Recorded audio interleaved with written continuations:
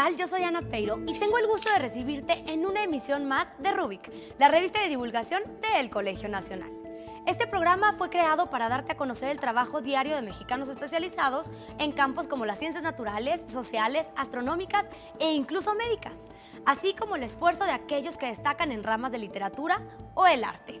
Especialistas que aquí en Rubik gustosamente compartirán contigo todo lo que saben. Bienvenidos.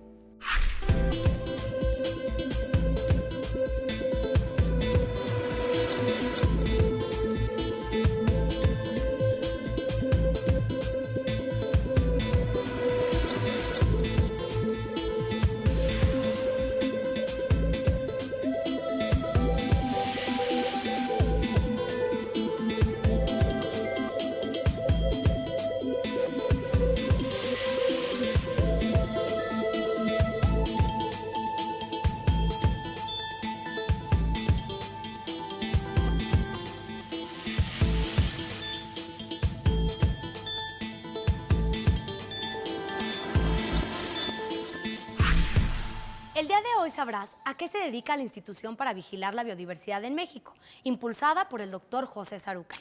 El neurocientífico Pablo Rudomín nos llevará un viaje por la nave del olvido y nos dirá por qué dejamos de recordar cosas.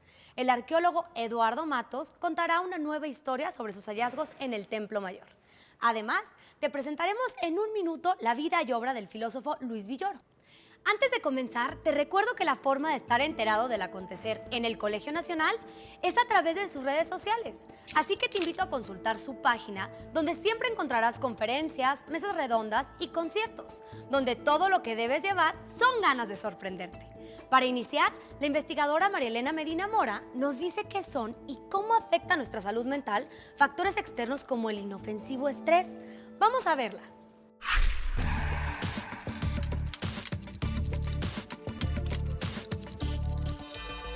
Vamos a hablar hoy de salud mental y vamos a hablar también de una mala salud mental y de lo que quiere decir la enfermedad mental. La salud mental la define la Organización Mundial de la Salud como ese estado de bienestar donde la persona puede hacer uso de sus mejores potencialidades para tener una vida plena. Cuando nosotros hablamos de mala salud mental, estamos hablando de factores que afectan esa sensación de bienestar y empieza a haber problemas como estrés, como desesperanza, tristeza. Y cuando esto se agrava, estamos hablando entonces de una enfermedad, cuando la persona ya necesita un tratamiento para poder sentirse mejor. Hay una gran cantidad de enfermedades, algunas ocurren a veces en conjunto, pero tendríamos la más frecuente es la depresión. La depresión puede variar desde una depresión leve hasta una depresión severa, que puede tener incluso síntomas psicóticos y requerir una hospitalización.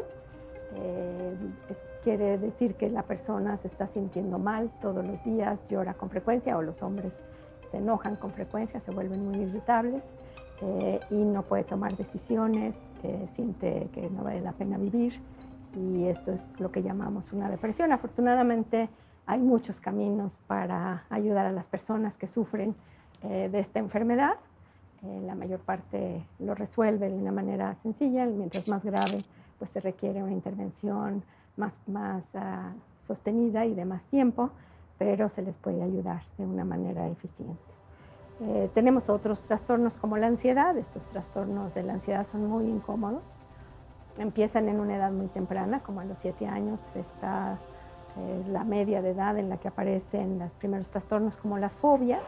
Normalmente a los niños no se les lleva tratamiento porque se piensa que esto es algo que se puede manejar, y bajo la protección de los padres más o menos sí lo pueden manejar. Si estos chiquitos se encuentran con las drogas, lo más seguro es que las prueben, y si las prueban hay una grandísima probabilidad de que desarrollen dependencia. Entonces la idea es llegar este tratamiento a ellos antes. Muchas veces la depresión y la ansiedad vienen juntas. Tenemos también otros trastornos como los trastornos de la alimentación, que afectaban más a las mujeres, pero ahora también tenemos cada vez más hombres que están afectados por este trastorno, en donde las personas tienen una distorsión de su imagen corporal. A veces están sumamente delgadas, como en el caso de la anorexia, pero piensan que están gordos, entonces dejan de comer y ponen su vida en peligro. También tenemos otros trastornos como los trastornos de atracón, que es cuando las personas comen una gran cantidad de comida sin poderse controlar. Todos estos trastornos muchas veces vienen asociados con depresión o con otros trastornos. La esquizofrenia es otro de los trastornos comunes. Y bueno, aquí sí tenemos una persona que está actuando conforme a sus percepciones internas en lugar de conforme al mundo exterior. Puede tener síntomas como oír voces, como ver cosas que no existen. Y bueno, para todos estos trastornos, afortunadamente, hay ahora medicamentos y estrategias efectivas. Y desde luego, pues sí son trastornos crónicos, de tal manera que el tratamiento tiene que estar disponible. Pero las personas que logran controlar, sobre todo si podemos atenderlos en las primeras etapas, pueden tener una vida bastante normal, pueden trabajar, pueden hacer una serie de cosas. Va a depender desde luego de factores de la herencia y de otros factores del medio ambiente, pero también en este caso tenemos alternativas de tratamiento. Un minuto con Luis Villoro.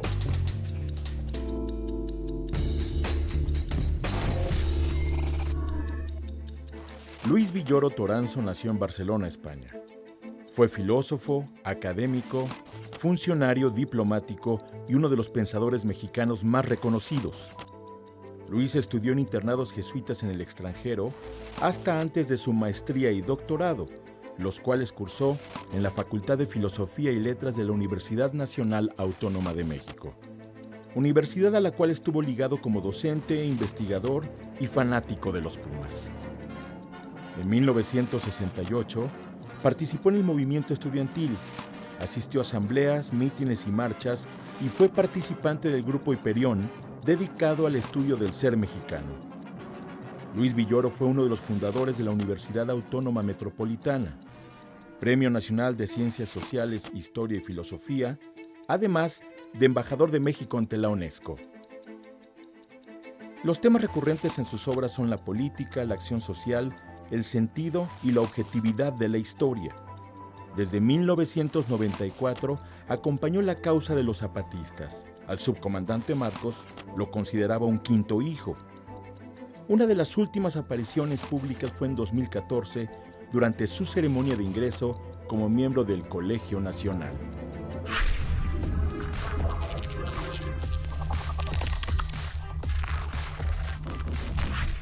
Bueno, el mecanismo de olvido juega un papel fundamental en toda nuestra conducta, ¿verdad? Es decir, ¿qué quiere decir el olvido? El olvido, digamos, si lo vemos así en nuestro comportamiento, pues es el olvidar una situación desagradable. Ahora, hay situaciones en las cuales no se olvida como parte de ese proceso funcional, y esto pasa muchas veces con el dolor. El dolor es una señal importante para nuestra sobrevivencia. Si nosotros ponemos la mano sobre un objeto caliente, la reteamos inmediatamente. Este es un dolor agudo, instantáneo, y que activa lo que se llaman reflejos protectivos. Ahora, hay dolores inflamatorios. Cuando tenemos un dolor inflamatorio, persiste el dolor por la inflamación y en cierta forma nos limita el movimiento. Y la idea es que al limitar el movimiento estamos dejando que cicatrice o de alguna manera también estamos protegiendo. Ahora, el dolor ya crónico pues es una especie de, pues no me atrevo a decir mal funcionamiento del sistema. A veces puede seguir anunciando situaciones que son señales, pero a veces sí son situaciones paradójicas. Por ejemplo, es muy conocido el caso de gentes que han perdido un miembro, pero que siguen sintiendo dolor como si lo tuvieran cuando se activan otros sitios. Entonces aquí la idea es cuáles son los mecanismos que hacen que ciertos circuitos queden confirmados en forma permanente. Y eso obviamente tiene que ver con memoria. Hay ciertas cosas que memorizamos que quedan impresas en los circuitos para toda la vida. Por ejemplo, los olores, nuestra memoria a los olores es fantástica. Desde que nacemos estamos expuestos y estos olores que nos rodean los primeros años de nuestra vida, por ejemplo, la forma en que cocina nuestra mamá, ¿verdad? Se quedan impresos de tal manera que son los olores que más nos motivan. Hagan de cuenta como los salmones que reconocen la composición química del lugar donde nacieron y regresan allí. Nuestros recuerdos a los olores quedan para toda la vida.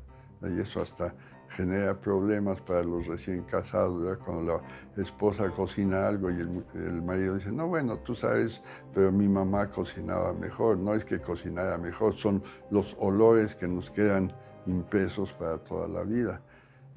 Necesitamos también memoria para tomar decisiones. Si vamos a tomar una decisión, pues tenemos que tener con qué compararlo. Entonces hay procesos permanentes de memoria que nos dicen, o un camino, encontrar el camino. O sea, la memoria en ese sentido juega un papel fundamental. Sin memoria, hay memoria a corto plazo, memoria a largo plazo. Ustedes saben muy bien, en una persona con Alzheimer, la memoria a corto plazo desaparece inmediatamente. Ustedes hablan con ella y al minuto no se acuerdan de haberlo hablado y repiten lo mismo sin darse cuenta ellos de ese proceso.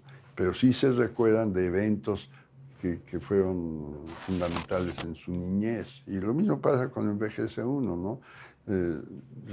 Los recuerdos de niñez de entonces afloran más que cosas recientes. Entonces, el olvido y el recuerdo juegan un papel fundamental. El doctor Pablo Rudomín tiene una memoria muy activa y le gusta mucho platicar sobre su infancia. Un dato interesante sobre esta etapa de su vida es que desde niño se vio rodeado de una atmósfera interesada en la ciencia, sobre la que dice, es un tesoro que aún está esperando ser descubierto, porque es muy poco lo que sabemos y hay tanto por saber. Antes de la siguiente pausa, quiero invitarte a ver otros capítulos de Rubik, así como cualquier actividad del Colegio Nacional que pudieras haberte perdido. Visita la cuenta de YouTube que aparece en tu pantalla. Ya regresamos. ¿Sabías que? ¿Sabías que Juan Villoro, hijo del filósofo Luis Villoro, ambos miembros del Colegio Nacional, tienen ascendencia española? Juan Villoro tiene ascendencia española porque su abuelo, Miguel Villoro Villoro, era de un pequeño pueblo de España llamado La Portellada, lugar donde la mayoría de la gente se apellida Villoro.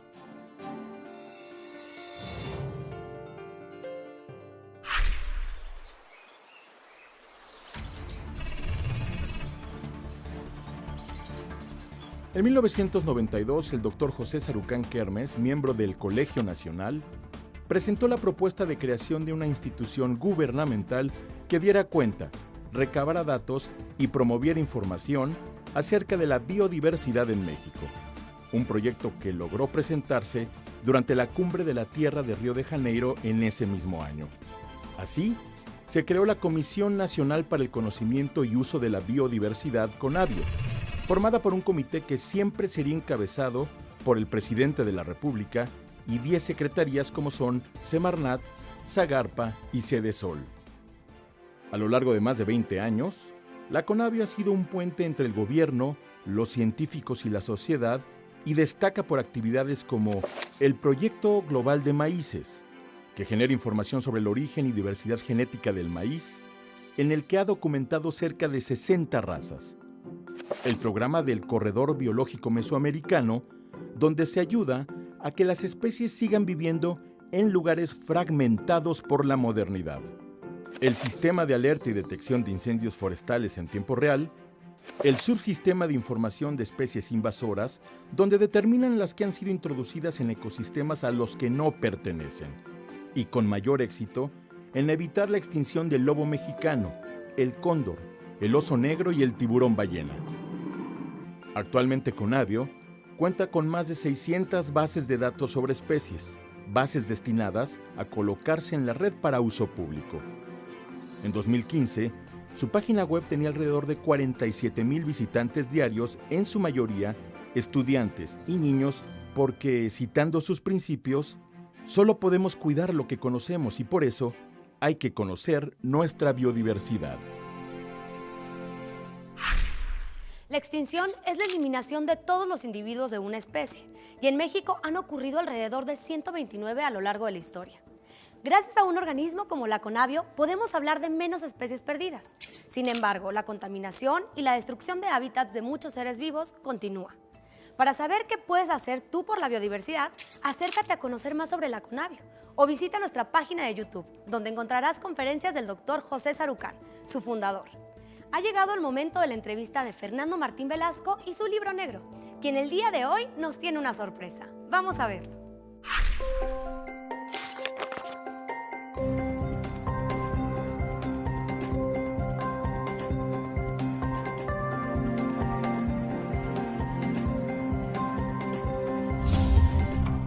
Continuamos con el doctor Luis Fernando Lara, lingüista, miembro del Colegio Nacional, hablando sobre el tiempo y la lengua. Uno de los ejemplos que tú analizas es el del maya, que precisamente tiene estas formas de relacionarse hacia el acontecimiento, si ha pasado o no ha pasado, pero en el que no encontramos como un asidero para decir esto pasó ayer o pasará. Y ¿no crees que eso tiene que ver mucho con la concepción, por ejemplo, ya cosmogónica, digamos, más Pues más es posible. En este artículo del que hablas, me refiero yo al caso del Hopi. El Hopi es una lengua yutonagua, es decir, es pariente lejana del náhuatl. Y se sigue hablando en Arizona, en Colorado. Hubo un famoso lingüista norteamericano que estudió el Hopi. Y él sostiene que para los Hopis lo que hay es del momento en que están hablando, que es un momento de relativa duración, pueden hacer referencia a un pasado cercano y después a un pasado lejano. La referencia al pasado lejano se hace con los mismos signos con que se habla del futuro. Y entonces esto dio lugar a mucha especulación diciendo que para los Hopis la concepción del tiempo era circular, porque del pasado llegamos al futuro. Diríamos que para ellos, sobre todo, según este lingüista, se trataría de que el pasado lejano corresponde al mito. Y como los mitos son intemporales, entonces de la misma manera se puede hablar del mito en el lejano pasado y en el futuro. Viene siendo lo mismo. Eso es enormemente interesante. Y es muy posible que en la cultura Hopi haya una concepción del tiempo relativamente diferente de la nuestra. Okay. Esta diferencia entre lenguas, de cómo se refieren al tiempo, me recuerda a esta incapacidad que luego se plantea de que el lenguaje hable de la realidad. ¿Tú qué opinas de eso? Todo depende de qué le pide uno al lenguaje. Es cierto, por ejemplo, en el pensamiento de la lógica moderna, y en realidad es el origen de la lógica, ¿no? En el origen de la lógica está la necesidad manifiesta por los pensadores griegos de que cada vez que uno dice algo, eso que está diciendo a propósito de la realidad sea verdadero. Es decir, que haya una igualdad entre lo que digo de la realidad y la realidad misma. Y para eso se inventa la lógica, para poder controlar que lo que uno dice sea siempre verdadero.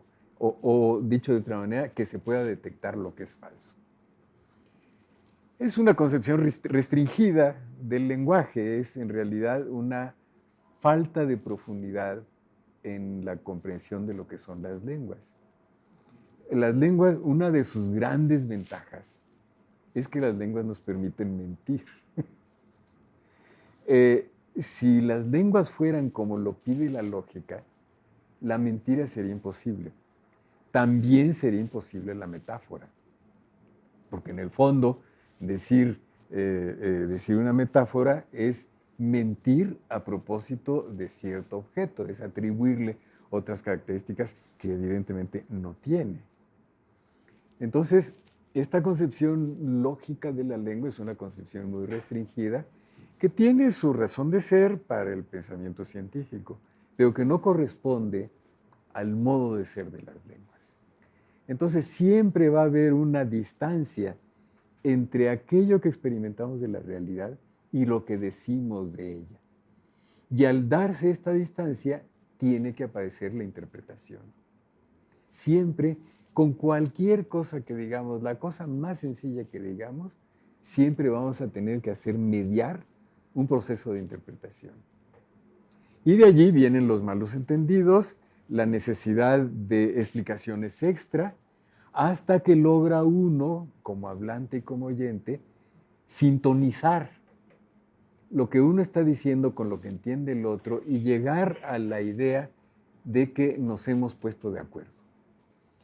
Pasa el tiempo y probablemente aquello que en este momento dijimos ya nos pusimos de acuerdo, va a volver a experimentar una separación y vamos a interpretarlo de otra manera y volvemos a comenzar. Parece un defecto de las lenguas, pero al revés de un efecto es su principal valor, porque es la que nos permite enfrentarnos a absolutas novedades o imaginar cosas sin tener que estar atenidos a una realidad cosificada.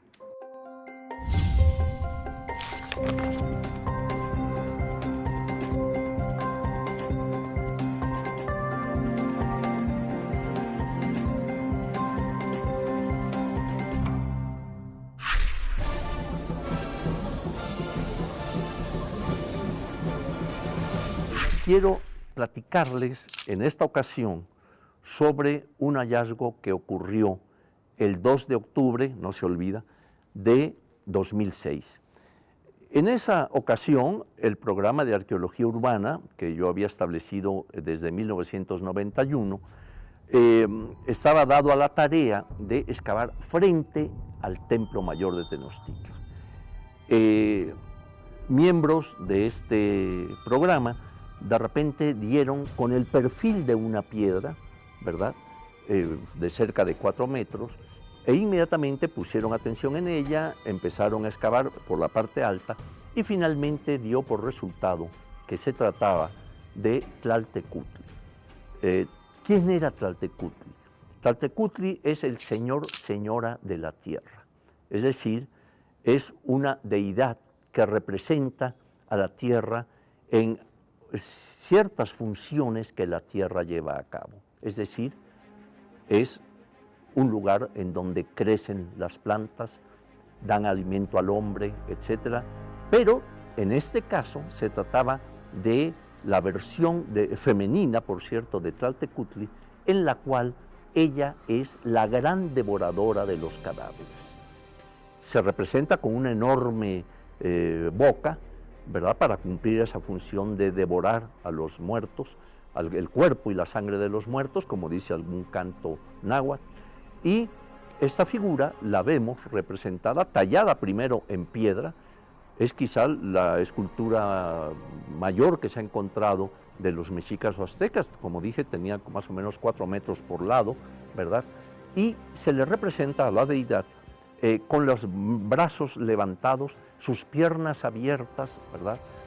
Tiene un faldellín, en fin, una serie de elementos que componen su figura, por ejemplo, cráneos colocados en las articulaciones, ¿verdad?, en brazos, en talones, en codos, etcétera, ¿no? La figura estaba policromada como muchas esculturas mexicas, la llamada Piedra del Sol, la Coatlicue, todas ellas estaban pintadas originalmente. En este caso se pudo, tras un trabajo muy delicado por parte de los restauradores, se pudo preservar todo lo que eran sus pigmentos, ¿no? El cuerpo está pintado de amarillo, por ejemplo, el cabello en un tono vermellón muy vivo, en fin. Y se removió. Tuvimos que pasarla al interior del Museo del Templo Mayor, donde se puede observar, ¿verdad?, para poder excavar debajo de ella y a los lados de ella. Esto dio por resultado, a través del proyecto que encomendé al doctor Leonardo López Luján, para poder obtener una información riquísima, muy rica, de lo que había debajo y a los lados de la diosa, sobre todo ofrendas. Debajo de la deidad y en su lado poniente se encontraron un par de ofrendamientos que nos han dado una información muy, muy rica sobre la colocación de objetos, el tipo de objetos colocados. Había por ejemplo, lo que yo he llamado un bestiario impresionante. Había animales, mono, cocodrilos, águilas, aves, peces, serpientes, tortugas, una cosa impresionante, ¿verdad? Y también, claro, acompañado de máscaras, de vasijas de barro, de piedra, en fin, caracoles, conchas, y todo eso, claro, está siendo estudiado por el equipo del proyecto Templo Mayor. Así que nuestros biólogos, nuestros arqueólogos, nuestros especialistas están dados a la tarea de saber y conocer lo que fue esta deidad, que, como digo, los invito a visitarla en el Museo del Templo Mayor, donde podrán ver, por cierto, a la diosa lunar Coyolxauhqui y al fondo la escultura de Tlaltecutli. El gran reto al cual se enfrentó el arqueólogo y antropólogo Eduardo Matos al trabajar en su proyecto de arqueología urbana fue realizar sus excavaciones respetando el plan urbano actual de la Ciudad de México. Y por difícil que parezca, la tarea ha dado un sinfín de resultados. Por hoy nos despedimos, pero antes te recuerdo que puedes visitar nuestra página web para enterarte de la agenda completa de actividades del Colegio Nacional, donde siempre tenemos algo para ti. El solo hecho de conocer este edificio valdrá la pena. Yo soy Ana Peiro y esto fue Rubik, la revista de divulgación del Colegio Nacional. Adiós.